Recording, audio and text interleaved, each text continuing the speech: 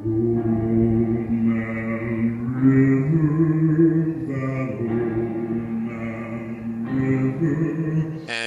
one of the points that Showboat wants to make is, even when love seems good, time can take its toll and it can really make people fall out of love.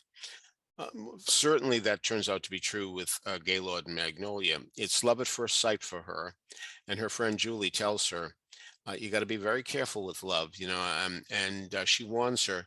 But young love, nobody can convince young lovers that they're picking the wrong person. They really believe that it's now and forever.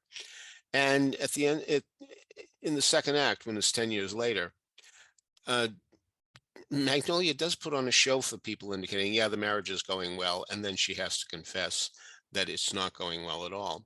The other relationship of interest is between Steve and Julie.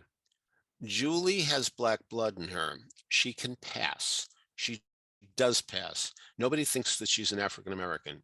Everybody thinks that she's a full-blown white because she had parents, one white, one black, and she turned out to be lucky, at least for some point in time, for looking white. But when Pete sexually assaults her and Steve straightens him out physically, that's when Pete says, "I know the truth, and I'm gonna ruin this relationship." And so it's wonderful in the first act when Steve wants to show his loyalty to his wife, and he cuts her finger, he sucks the blood out of it, and now he has black blood too. Wow, what a wonderful thing, what a wonderful sacrifice. If he didn't do that, they'd be arrested because miscegenation. I mean, a white and a black cannot marry at this point in time when Showboat is taking place. So this is a real problem. But if indeed they're both black, there's no problem with their being married. However, there is that law saying that whites and blacks can't appear together on a Showboat. They can't perform. So suddenly they're out of work. And that's what's significant 10 years later, because for all this grand gesture of love, this allowing himself to be now, you should pardon the expression, diminished as a person by being black, how long does it last? Not 10 years. He's abandoned her, and she's become a hopeless alcoholic.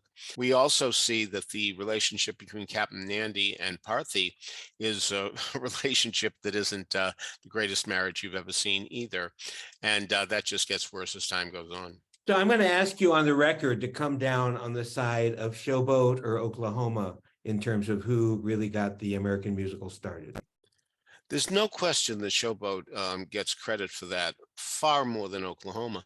The problem is that Showboat opened in December of 27, and just around the time that it was closing, we had the stock market crash.